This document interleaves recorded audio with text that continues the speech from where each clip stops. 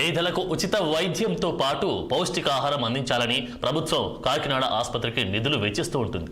అధికారుల పర్యవేక్షణ కొరవడంతో పేద రోగుల కడుపు కొట్టే విధంగా పరిస్థితులు నెలకొన్నాయి. కాకినాడ ప్రభుత్వ సామాన్య ఆసుపత్రిలో రోగులకు ఉదయం టిఫిన్, మధ్యాహ్నం, సాయంత్రం భోజనం అందించాలి.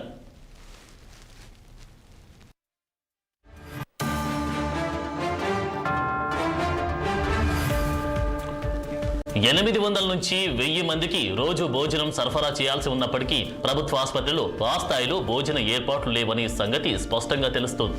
ప్రభుత్వ మెనూలో సూచించిన విధంగా ఆహారం రోగులకు అందడం లేదు.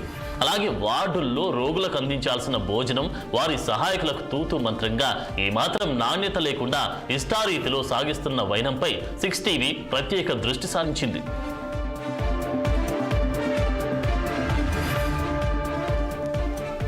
డైట్లో పుల్కాలు అందించాలని మెనూలో ఉండగా ఇప్పటి వరకు తాము ఆ విధంగా చేయలేదని సూపర్వైజర్ పేర్కొన్నారు.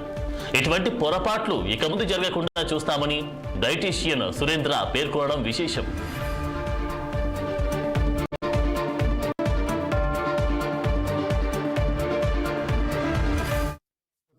ముఖ్యంగా చూసుకుంటే కనుక ఎవరైతే ఇన్పేషెంట్లుగా ఉంటారో వారందరికీ 3 పూట్ల ఆహార సదుపాయం కల్పించేందుకు ప్రభుత్వం పెద్ద ఎత్తున నిధులు ఖర్చు పెడుతూనే ఉంది. అయితే ఇక్కడ జరిగే తతంగం తంతు గమనిస్తే కనుక ఎంత నిర్లజ్జగా డొల్లగా సాగుతున్నాయో మన కళ్ళ ముందు చాలా స్పష్టంగా కనిపిస్తాయి. వాస్తవంగా అయితే కనుక ఆసుపత్రిలో ఉదయం టిఫిన్, మధ్యాహ్నం భోజనం, రాత్రి భోజనం అంటే 3 పూటలతో పాటు అప్పుడప్పుడు సాయంత్రాలు కూడా పాలు లేదా టీ కూడా సప్లై చేయాల్సి ఉంటుంది. ప్రభుత్వ నిబంధనల ప్రకారం ఒక్కొక్క భోజనానికి అంటే ప్రతిరోజు నిత్యం 3 పూట్లా కలిపి 72 రూపాయల చొప్పున ప్రభుత్వం కేటాయిస్తూ ఉంటుంది. అయితే ఇక్కడ చూసుకుంటే మనం అంటే సుమారు అంటే ఇన్పేషెంట్ లిస్ట్ ప్రకారం ఉదయం పూటే వస్తుంది ప్రతిరోజు, ఏ రోజుకి ఆ రోజు ప్రతిరోజు 800 నుంచి 1000 మధ్యలో పేషెంట్లు ఉంటారని వారందరికీ అన్నంతో పాటు అంటే కూర, సాంబారు, పెరుగు లేదా మజ్జిగ ఇటువంటి ఎంతెంత ఇవ్వాలి అన్నది కూడా చాలా స్పష్టంగా పేర్కొని ఉంటారు. ఈ రకంగా చూసుకుంటే 800 మందికి కనీసం మనం లెక్కేసుకున్నా సరే అంటే 4 విభాగాలుగా విడదీస్తారు ఈ భోజనాలు సప్లై చేసే కార్యక్రమం. ఈ భోజనాల్లో ఏ విధంగా సప్లై చేస్తున్నారు అంటే మగ పేషెంట్కి అయితే 600 గ్రాముల వైట్ రైస్, లేడీస్కి అయితే 450 గ్రాముల రైస్తో పాటు ఎవరైతే డయాబెటిక్ పేషెంట్లు ఉంటారో వాళ్ళకి పుల్కాలు, రాత్రిపూట పుల్క, అరటిపండు, పెరుగు ఇలా రకరకాలుగా మనం నోటీస్ బోర్డులో కూడా చాలా స్పష్టంగా ఉంది. కానీ మనం ఇక్కడ చూసుకున్నామంటే కనుక 4 బళ్ళలో అన్నం తీసుకెళ్తుంటారు. ఈ రైస్ చూసుకుంటే కనుక మనం ఈ 4 బళ్ళు చూసుకున్నామంటే మనం స్పష్టంగా కనిపిస్తుంది. ప్రస్తుతం అయితే కనుక 3 బళ్ళు మాత్రమే ఏర్పాటు చేశారు ఇక్కడ. ఈ 3 బళ్ళు అంటే ఇక్కడ మనం ఈ కిచెన్ పరిశీలించామంటే కిచెన్ లో ఎంత గొప్పగా ఉన్నాయి అంటే ఇక్కడ 1000 మందికి వంట చేసే ఈ సప్లై చేసే సౌకర్యాలు ఉన్నాయా అన్నది మనకు చాలా స్పష్టంగా కనిపించే అంశం చూసామంటే ఈ కిచెన్ లో ఒక 1000 మందికి అన్నం వండుతున్నారు.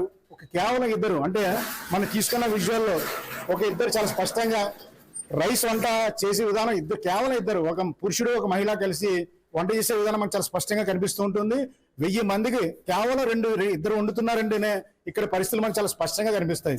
అలాగే ఇక్కడ చూసుకున్నామంటే గుడ్లు కూడాను ప్రతినిత్యం గుడ్లకి స్టోరేజ్ ఎక్కడ ఉందన్నది అది కూడా తెలియదు. అలాగే 800 కనీసం 800 గుడ్లు ఇక్కడ నుంచి వెళ్లాల్సి ఉంటుంది. మనం చూసుకున్నామంటే ఎన్ని గుడ్లు వెళ్తున్నాయి, ఈ 3 బళ్ళ మీద ఎన్ని గుడ్లు ఉన్నాయని కూడా మనకు చాలా స్పష్టంగా తెలుస్తుంది. అలాగే 4 వార్డుల్లో అంటే మెడికల్ కానీ, సర్జరీ కానీ, టీబీ కానీ ఇలా మొత్తం 4 విభాగాల్లో ఇవి జరుగుతాయి. 4 విభాగాల్లో కూడా ఈ భోజనం ఎలా పంపిణీ చేస్తున్నారు కూడా మనం తెలుసుకునే ప్రయత్నం చేస్తాం. ఇప్పుడు జిజిహెచ్ లో 900 మందికి వంట చేసే కిచెన్ ఇది అంతే కదండి. 3 పూట్ల టోటల్ 900 చెప్పున ఇక్కడ ఇచ్చే కాయగూరలు ఏంటి మెనూ ప్రకారం ఈరోజు ఇవ్వాల్సింది ఏంటి? ఈరోజు వంకాయ టమాటా,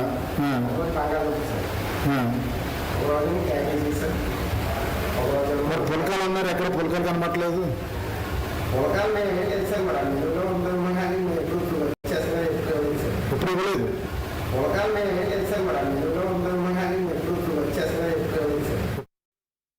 ఆసుపత్రిలోని 4 విభాగాలకు ఆహారం సరఫరా చేయాల్సి ఉన్నప్పటికీ పంపిణీ విధానంలో అనేక లోపాలు కనిపిస్తున్నాయి. అలాగే కిచెన్ కూడా 1000 మందికి భోజనం వండే విధంగా లేకపోవడం, స్టోర్లో నిల్వలు లేకపోవడం స్పష్టంగా కనిపిస్తున్నాయి. అత్యంత ప్రతిష్టాత్మకంగా కాకినాడ జనరల్ ఆసుపత్రి విభాగాన్ని నడిపిస్తుంది.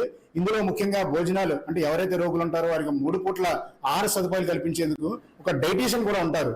ఈ పర్యవేక్షణ చేస్తూ ఎలా వండుతున్నారు ఆహారం, సమగ్రంగా పోషక విలువలు ఉన్నాయా లేదా అని పరిశీలించేందుకు ఒక డైటీషియన్ ఉంటారు. గతంలో చూసుకుంటే కనుక 8 ఏళ్ల పాటు ఈ ప్రభుత్వ ఆసుపత్రికి డైటీషియన్ లేకుండా రాజకీయాలు నడిచాయంటే అర్థం చేసుకోవచ్చు. ప్రస్తుతం ఇటీవల కాలంలో అంటే 8 నెలల క్రితం జాయిన్ అయిన సురేంద్ర డైటీషియన్ ఉన్నారు మన దగ్గర. అసలు ఇక్కడ జరుగుతున్న ఆహారం ఎలా సప్లై అవుతుంది, నిజంగా పరిశీలించి పంపుతున్నారా, లోటుపాట్లు ఏమైనా గమనించారా, లేకపోతే 60 తీసుకొచ్చిన లోటుపాట్లపై ఏమైనా పరిశీలన చేస్తారని మనం స్పష్టంగా తెలుసుకునే కోసం చేద్దాం. My name is Surendra Babu, dietitian in GGH Kakinada. ఇక్కడ ప్రతిరోజు మెనూ ప్రకారం, గవర్నమెంట్ ఇచ్చిన మెనూ ప్రకారం మార్నింగ్ టిఫిన్ విత్ మిల్క్, అదేవిధంగా లంచ్, అదేవిధంగా నైట్ డిన్నర్, మళ్ళీ ఆఫ్టర్ 3 o'clock కి మిల్క్ ప్లస్ చిక్కీస్. ఇవి రొటేన్ గా ప్రతి ఒక్కరికి మంచి గుడ్ క్లీన్నెస్ కానీ హైజీన్ కానీ ప్రతి ఒక్కటి మేము ఇక్కడ చెక్ చేసిన తర్వాత మా సుపీరియర్స్ చెక్ చేసిన తర్వాతనే డైట్ అనేది పేషెంట్స్ కి సరఫరా చేయబడుతుంది.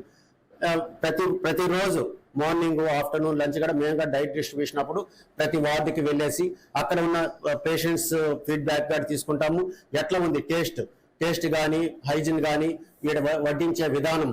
ఎందుకంటే మా డైట్ బాయ్స్ మాట్లాడి వస్తున్నాను. ఇక్కడ ముఖ్యంగా ఆరోపణ అయితే కనుక నంబర్ ఎక్కువ రాసుకుంటున్నారు, వంట సరిగ్గా చేయట్లేదు అనడానికి మన దగ్గర చాలా ఆధారాలు పక్కగా ఉన్నాయి. ఎందుకంటే ఇక్కడ 800 నుంచి 1000 మందికి ఆహారం సప్లై చేయాలని చెప్పి స్పష్టంగా మీకు ఇండెంట్ వస్తుంది. అయినా సరే అక్కడ కిచెన్ లో చూసుకున్నాం అంటే 800 మంది కనీసం వంట చేయాలన్నా 20 కేజీలు చొప్పున 25 కేజీలు బస్తాలు చొప్పున చూసుకుంటే కనీసం 5 బ్యాగ్స్ వేయాలి. మీకు చూస్తే అక్కడ 2 బ్యాగ్స్ కనబడ్డాయి, పక్క ఆధారాలు కూడా ఉన్నాయి. దీనిపైన మీ వివరణ బ్యాగ్స్ అనేది కంపల్సరీ.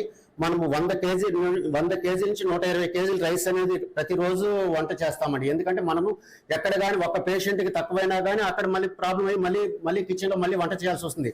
అట్లా పరిస్థితి ఏముండదు. ప్రతి పేషెంట్ కి, ప్రతి వార్డు ఉన్న ప్రతి పేషెంట్ కి డైట్ అనేది అందిస్తున్నాం. ఖాళీ బండ్లు ఇప్పుడు మనం చూసుకున్నాం అంటే క్లియర్ గా నోటీస్ బోర్డు లో మెనూ ఎలా సప్లై చేయాలన్న దాంట్లో పుల్కా నుంచి స్పష్టంగా రాసి ఉంది. ఎక్కడ కూడా ఆబ్లిక్ పెట్టలేదు. ఒక చోట పుల్కా అయితే కనుక ఇక్కడ ఎవరైతే ఎవడున్నాడో డైటీషియన్ ఎవరైతే వంట చేస్తున్నారో అతను చాలా రికార్డుగా చెప్పాడు, ఇప్పుడు వరకు మా చరిత్రలో పుల్కా వండింది లేదు అని. దీనిపైన మీ కామెంట్ ఏంటి? మన దగ్గర రికార్డెడ్ వాయిస్ ఉంది. పుల్కా అనేది ఆఫ్టర్నూన్ ప్లస్ డిన్నర్ కి 2 పుల్కాలు. అదేవిధంగా ఈవినింగ్ 6 o'clock కి 4 పుల్కాలు సప్లై చేస్తారు. లంచ్ టైం కి ఇప్పుడు నుంచి ఏర్పాటు చేస్తాం, అది కూడా సప్లై చేయమనేసి. ఇప్పుడు దాకా జరగలేదు కాబట్టి ఈ వైఫల్యాన్ని మీరు భుజాలు వేసుకుంటారా, లేకపోతే కాంట్రాక్టర్ దగ్గర నుంచి రికవరీ పెట్టుకుంటారా? మామూలుగా రొటీన్ గా వచ్చి ఆడ ఆబ్లిక్ అనేది ఫుల్ కార్ వచ్చి ఆఫ్టర్నూన్ కన్నా డిన్నర్ కన్నా ఏ సమయంలోనే ఇవ్వచ్చు అని ఉంది. అందువల్ల 2 కలిపి మేము డిన్నర్ లోనే ఇస్తున్నాం ఫుల్ కార్. సరే, ఇప్పుడు నోటీస్ బోర్డు చూద్దాం క్లియర్ గాను. నోటీస్ బోర్డు మీ ముందే చూపెడతాను నేను. మధ్యాహ్నం పూట పోషకాహారం అందించడం కోసం క్లియర్ కట్ గా పుల్కాలు అని ఉంది. అక్కడ ఆబ్లిక్ ఏ విధంగానూ లేదు. మీ కళ్ళ ముందు చూపెడతాను నేను. మీరు ఎందుకు చేయలేకపోయారు? మీరు ఎందుకు వైఫల్యం చెందారు? ఇది వైఫల్యం కాదండి. ఎందుకంటే పుల్కాస్ వచ్చి మామూలుగా రొటీన్ గా ఈవినింగ్ టైం ఇస్తున్నాం కాబట్టి అది ఇప్పుడు వరకు ప్రెసెంట్ ఇస్తున్నారు. ఇప్పటి నుంచి మేము ఈ రోజు నుంచి కూడా మేము పుల్కాలని సప్లై చేసి అక్కడ డయాబెటీస్ పేషెంట్ అందరికి కూడా ఏ ప్రాబ్లం లేకుండా మేము చూసుకుంటాం. ఇప్పుడు వాస్తవంగా మనం చూసుకున్నాం అంటే మన డైటీషియన్ సురేంద్ర గారు చాలా స్పష్టంగా చెప్తున్నారు ఈ రోజు నుండి చేస్తామని. అంటే 8 నెలలుగా పుల్కాలు వండే విధానమే లేదంటే ఎంతమందికి ఏ విధంగా భోజనాలు వెళ్తున్నాయి, ఇందులో డొల్లతనం ఎంత ఉందని చాలా స్పష్టంగా కనిపిస్తుంది. కాంట్రాక్టర్ ఏ వర్గాలతో కుమ్మక్కయ్యాడని చాలా స్పష్టంగా తెలియాలి. దీనిపైన విచారణ జరిగి జిల్లా కలెక్టర్ చైర్మన్ గా ఉన్న ఈ కమిటీలో కూడా ఇంత దారుణంగా భోజన సదుపాయాలు ఉన్నాయి, పేషెంట్లకు కూడా ఎవరికి కూడా సఫిషియెంట్ గా భోజనం అందట్లేదు. ప్రభుత్వం ఏ విధంగా నిర్దేశించిందో ఆ విధంగా పోషకాహారం లేదా భోజనం పుల్కాలు ఏవి అందట్లేదు అన్నది మనకున్న విజువల్స్ చాలా స్పష్టంగా అర్థమవుతుంది. కాకినాడలోని గవర్నమెంట్ జనరల్ హాస్పిటల్ సుమారు 30 నియోజకవర్గాలు అంటే ఉమ్మడి ఉభయ గోదావరి జిల్లాల్లో చాలా మంది పేదలకు ఆరోగ్య వరప్రసాదినిగా చెప్పుకోవాలి. ఇక్కడ పేదలు ఏదైతే చావుకు అంచెలు నిలబడి ఉంటారో వారందరూ మెరుగైన వైద్యం కోసం తమ ప్రాణాలు నిలబెట్టుకునే కోసం కాకినాడ ప్రభుత్వ ఆసుపత్రి తరలి వస్తుంటారు. నిత్యం ప్రతిరోజు 3000 మంది ఓపీ టికెట్లు ఇక్కడ చూస్తుంటారంటేనే దాన్ని బట్టి మన హాస్పిటల్ ప్రాముఖ్యత గమనించవచ్చు. ప్రభుత్వం కూడా ప్రతిష్టాత్మకంగా ఇక్కడ సేవలను అందుబాటులో తీసుకొస్తుంటుంది. విఖ్యాత డాక్టర్లు ఇక్కడే ఉన్నారు. ఇవన్నీ పక్కన పెడితే కనుక ప్రభుత్వం ఇక్కడికి వచ్చే రోగులకు మెరుగైన సౌకర్యాలు కల్పించాలి, అలాగే వాళ్ళకి పౌష్టికాహారం అందించాలని అనేక కార్యక్రమాలు తీసుకుంటూ ఉంటుంది. అయితే పేదలకు అందాల్సిన పట్టెడు అన్నాన్ని కూడా ఎవరైతే అడ్డుకుంటున్నారో, ఏ చేతులు అడ్డుకుంటున్నాయని ఇక్కడ చూస్తే కాకినాడ ప్రభుత్వ ఆసుపత్రిలో చూసుకుంటే డైట్ విభాగంలో ఎంత డొల్లతనం ఉన్నది చాలా స్పష్టంగా కనిపిస్తుంది.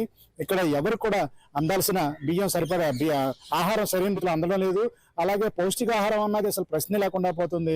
రోజుకి ఏమాత్రం వినియోగిస్తూ ఉంటారు, ఏమాత్రం నిల్వలు ఉండాలి అన్నది ఎక్కడ కూడా పరిశీలన మనకు కనిపించదు. వాస్తవంగా వచ్చిన ఉదాహరణగా మనం తీసుకున్నామంటే ఏదైనా సరే అన్నప్రసాదం రోడ్డు పక్కన ఏదైనా వేడుకల్లో కానీ పండుగల్లో కానీ జరుగుతుందంటే ఒక 500 మందికి భోజనం తయారు చేయడానికి చాలా హంగామా కనిపిస్తుంటుంది. కానీ అదే ప్రభుత్వ ఆసుపత్రి క్యాంటీన్లో చూసుకుంటే కనుక 800 నుంచి 1000 మందికి నిత్యంగా ప్రతిరోజు 3 పూట్ల ఉదయం టిఫిన్, 2 పూట్ల మధ్యాహ్నం, రాత్రిలాగే భోజనం, డిన్నర్. ఈ చూసుకుంటే కనుక ఎక్కడ కూడా సరైన సక్రమంగా అందుతున్నట్టుగా మాత్రం మనకి చాలా స్పష్టంగా కనిపిస్తుంటుంది, ఎక్కడ అందడం లేదనేది. ఎందుకంటే స్టోర్లో కనీసం ఎన్ని బియ్యం బస్తాలు ఉన్నాయో లెక్క తెలియదు, ఏ రోజు ఆ రోజు తీసుకున్నట్టుగా మనకు కనిపించే విధానం చూస్తుంటే కనుక ఏ ఒక్కరు కూడా పేదల పక్షాన్ని నిలబడలేదు అన్నది మనం ఖచ్చితంగా చెప్పుకోవాలి. ఒక విధంగా చూసుకుంటే కనుక జిల్లా కలెక్టర్ చైర్మన్ గా ఉన్న ఈ ఆసుపత్రి అభివృద్ధి కమిటీలో డైట్ విషయంలో మాత్రం చాలా దోపిడీ జరుగుతుందనడానికి ఎటువంటి సందేహం లేదు. విడివెల్ని చిన్నీతో నదీం కందూరని, కాకినాడ.